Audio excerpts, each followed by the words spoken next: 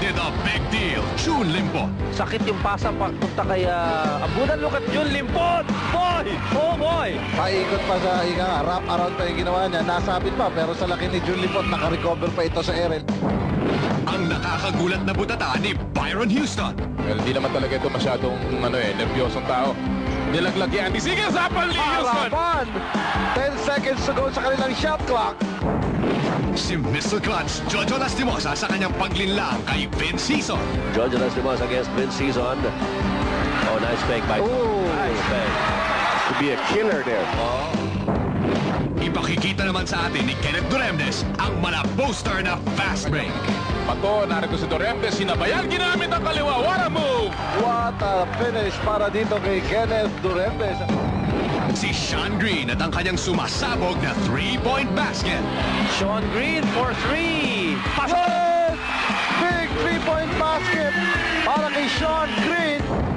Ang Batman and Robin ng Shell sa kanilang fast break play. Spots, Ronnie Magsarok up ahead. Hoy, ang ganda naman yun. Sila pa rin yung dalawa.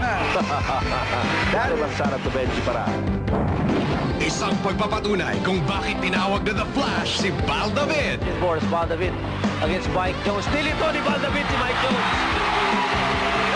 Ang gara ng galaw ni Val David. Ang muling paglakad sa ere ni Skywalker Samboy Lim. There's Samboy Lim. Tinago! Dalawa! Ang naging Samboy Lim sandwich to, pero masabi niya, mas masarap ang nasa gitna ako eh.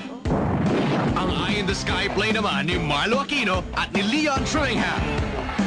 Trimmingham, nakita na naman si Marlo Aquino and trunk up another assist for Leon Trimmingham and the 2 points by Marlo. At ito naman ang pinakamatinding play sa linggong ito. Ang hindi mapigilang saksak ni the captain, Alvin Patrimonio. Have to get the ball. Patrimonio against 3. At siya pa din na naka-score. Hindi napigil, ano? Talagang lakas na yan eh. At sabi ni Alvin Patrimonio, wala bang foul doon? Ginawa na siyang tinapay dun eh.